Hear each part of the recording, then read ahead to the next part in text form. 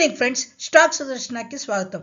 ఈరోజు డేట్ వచ్చేసి 26 ఫిబ్రవరి 2026. రేపటికి అంటే నేను ఈరోజు మన నిఫ్టీ క్లోజింగ్కి రెసిస్టెన్స్ పైన క్లోజ్ అవుతున్న స్టాక్స్, అలానే ప్రీవియస్ సపోర్ట్ని బ్రేక్ చేస్తున్న స్టాక్స్, మనకి లోయర్ లెవెల్ నుంచి బౌన్స్ బ్యాక్ అవుతున్న స్టాక్స్ని యాడ్ చేశాను. అలానే రిలయన్స్ పవర్ని మనం ఎలా అనలైజ్ చేసుకోవచ్చు అని చెప్పి వీడియోలో ఇన్ డీటెయిల్ అనాలిసిస్ ఉంది.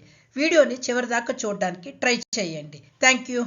Standard disclaimer: I am sharing this only for educational and informational purpose. Please do not make any trade based on the view shared in the video. వీడియోలో మనం ఫర్దర్గా ఒక్కొక్క స్టాక్ని ఇన్ డీటెయిల్ అనాలిసిస్ చేద్దాము. Friends, ఈరోజు మనకి resistance పైన close అవుతున్న stocks కనుక చూసినట్టే అందులో మనకి పెడిలైట్ ఇండస్ట్రీస్గా కనిపిస్తూ ఉంది. సో పెడిలైట్ ఇండస్ట్రీస్ కనుక చూసినట్టయితే రీసెంట్గా కూడా మనకి లోయర్ లెవెల్ నుంచి బౌన్స్ బ్యాక్ అవుతున్న స్టాక్ కింద పెడిలైట్ని చూసాం.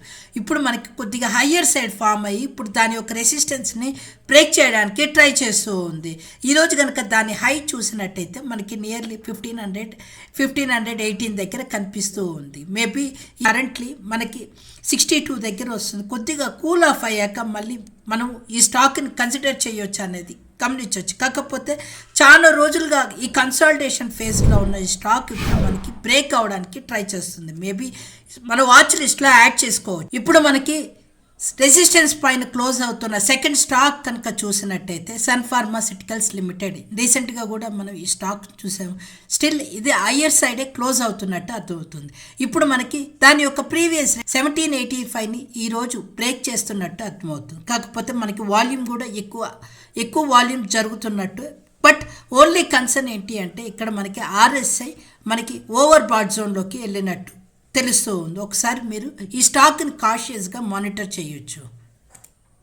మనకి ఇప్పుడు రెసిస్టెన్స్ పైన క్లోజ్ అవుతున్న ఇంకొక స్టాక్ చూసినట్టయితే ఇండస్ఇండ్ బ్యాంక్ కనుక గమనించినట్టయితే మనకి దాని యొక్క లో 700 నుంచి అక్కడి నుంచి మనకి స్లోగా హయ్యర్ హైని ఫామ్ చేసుకుంటూ ఇప్పుడు మనకి నియర్గా 950 దగ్గర వచ్చి క్లోజ్ అవుతున్నట్టు అర్థం. దాని యొక్క ప్రీవియస్ రెసిస్టెన్స్ 950 దగ్గర నుంచి పోస్ట్ రిజల్ట్స్ కొంచెం కరెక్ట్ అయ్యి మళ్ళీ ఈ స్టాక్ హయ్యర్ సైడ్ వెళ్తున్నట్టు అర్థమవుతుంది. ఇప్పుడు కనుక గమనించినట్టయితే దాని యొక్క ప్రీవియస్ రెసిస్టెన్స్ని ఇది బ్రేక్ చేయడానికి ట్రై చేస్తూ ఉంది.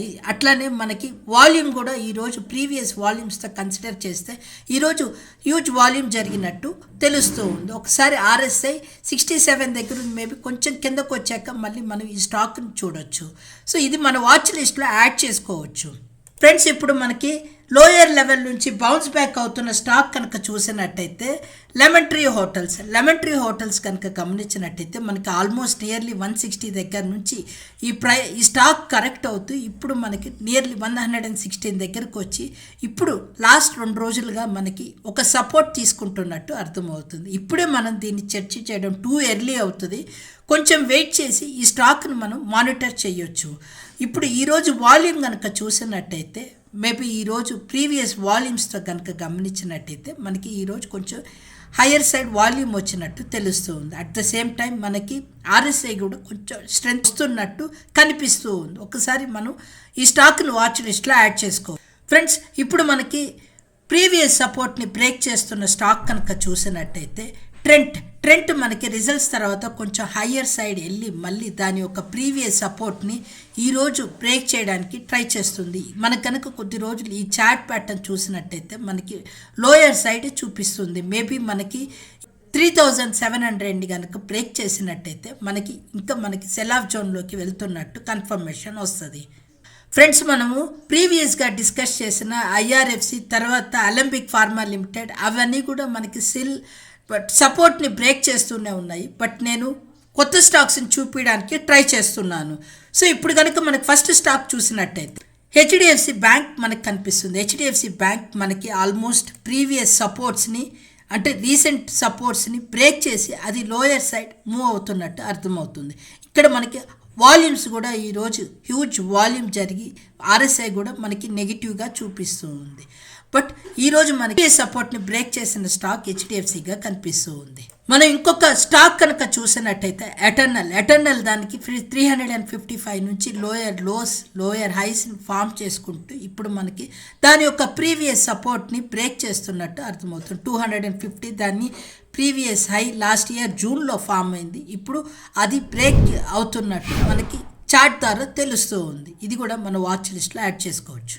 ఇప్పుడు మనము కామెక్స్లో సిల్వర్ అండ్ గోల్డ్ ప్రైజెస్ చూసినట్టయితే కామెక్స్ గోల్డ్ మనకి ఈరోజు $35 కరెక్ట్ అయ్యి 5191 దగ్గర ట్రేడ్ అవుతున్నట్టు అర్థమవుతుంది. At the same time silver $87 నేరుగా మనకి 90 ఉండింది. ఇప్పుడు ఒక $3 కరెక్ట్ అయినట్టు తెలుస్తుంది. Other precious metals and base metals prices మీరు కింద చూడొచ్చు.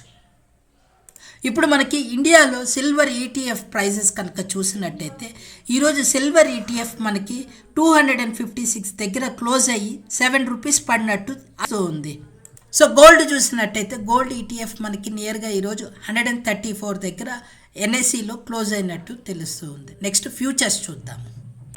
మనకి ఇప్పుడు ఫ్యూచర్ స్నాప్షాట్ కనుక చూసినట్టయితే ఇక్కడ బిగ్ ప్లేయర్స్ యాక్టివిటీ ఎక్కడ నడుస్తుంది అనేది మనకి ఆ ఇన్ఫర్మేషన్ తెలుస్తుంది కాబట్టి ఆ ఇన్ఫర్మేషన్ షేర్ చేయడానికి ట్రై చేస్తున్నాను. ఇక్కడ కనుక ఈరోజు చూసినట్టయితే మనకి ఇండస్ఇండ్ బ్యాంక్లో ఎక్కువ విన్నర్గా నిలబడినట్టు అర్థమవుతుంది. ఇండస్ఇండ్ బ్యాంక్లో మనకి ఈరోజు 2.77% గెయిన్ అయినట్టు కనిపిస్తూ ఉంది. అలానే next Tata Motors passenger vehicles UPL almost మనకి 52 వీక్ లోలో ఉంది. ఈరోజు దాంట్లో లాంగ్స్ బిల్డ్ అవుతున్నట్టు అర్థమవుతుంది.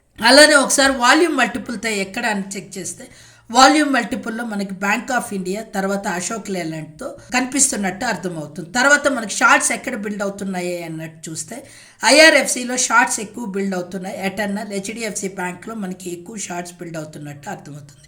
ఈరోజు షార్ట్ కవరింగ్ అలానే లాంగ్స్ అన్వైండ్ స్టాక్స్ మనకి ఎక్కువగా కనిపించట్లేదు.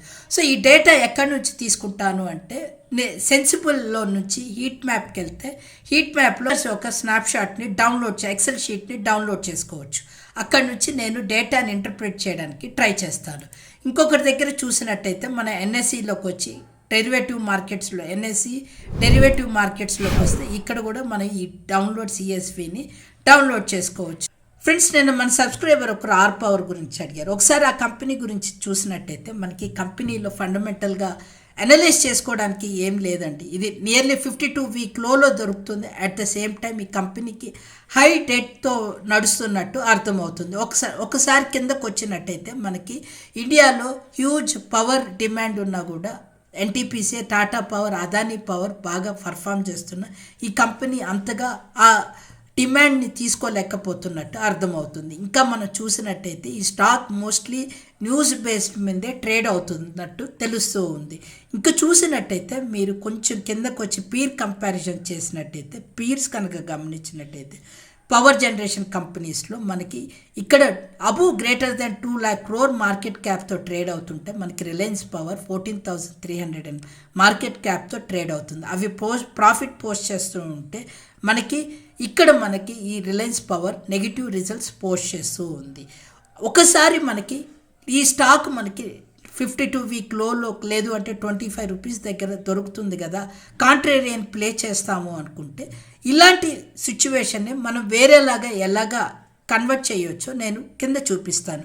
ఇప్పుడు కనుక మనం ఒక్కసారి చెక్ చేసినట్టయితే బజాజ్ హౌసింగ్ ఫైనాన్స్, ఇది నేను ఈ సిచ్యువేషన్కి ఎగ్జాంపుల్గా తీసుకొని చెప్తున్నానండి. No buy or sell recommendation. ఒక్కసారి ఈ సిచ్యువేషన్ చూసినట్టయితే మనకి లాస్ట్ క్వార్టర్లో ఇప్పుడు బజాజ్ ఫైనాన్స్ ఈరోజు ప్రైజింగ్కి నియర్లీ ₹88 దగ్గర ట్రేడ్ అవుతుంది. లైఫ్ టైం లోలో ప్రైస్ ట్రేడ్ అవుతుంది. ఇప్పుడు కనుక చూసినట్టయితే లాస్ట్ క్వార్టర్ ఈ కంపెనీ మనకి నియర్లీ 600 crores ప్రాఫిట్ పోస్ట్ చేసింది. అట్ ద సేమ్ టైం వాళ్ళ AUM 1 lakh crore దాకా ఉంది. అడ్వాన్సెస్ కూడా ఎక్కువ ఇంక్రీజ్ అవుతున్నట్టు మనకి లాస్ట్ క్వార్టర్ రిజల్ట్స్ చూస్తే అర్థమవుతుంది.